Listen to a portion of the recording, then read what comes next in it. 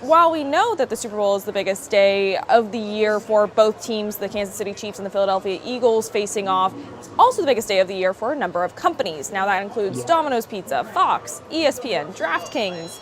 Who do you expect to come out on top here? This is a really fascinating story in some ways, Catherine, because it goes well beyond sport.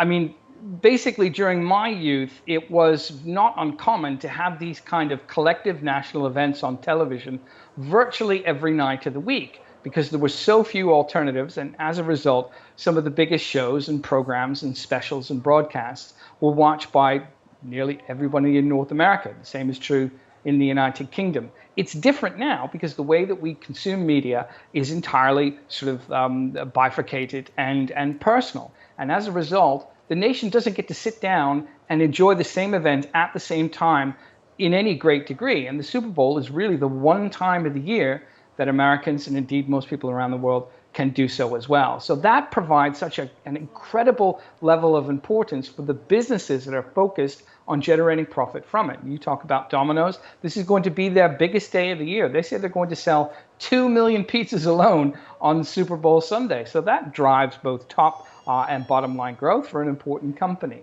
DraftKings, of course, is one of the market leaders in online sports betting. This is going to be the most bet upon sporting event in US history, Catherine. It's going to generate about $1.1 billion in revenues as a result of the wagers that are going to be put not only on the outcome of the game, but a whole host of other things that go along with it, including, amazingly, the length of the national anthem. So you have the potential for that as well. Advertising for the game itself will be at the highest level on record.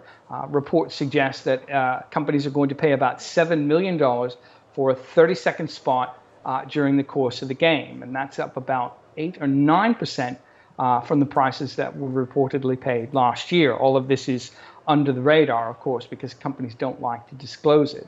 But nonetheless, this is an interesting dynamic in an advertising market that everyone from Google to Meta and all the way down has told us is going to decelerate sharply into the first half of the year. This only again, sort of, Catherine, underscores the importance of an event like the Super Bowl and its a sort of collective audience, because companies get so few opportunities to pay for advertising that they are absolutely certain is going to be consumed. And the Super Bowl is really probably the only event now that you can guarantee that that will happen.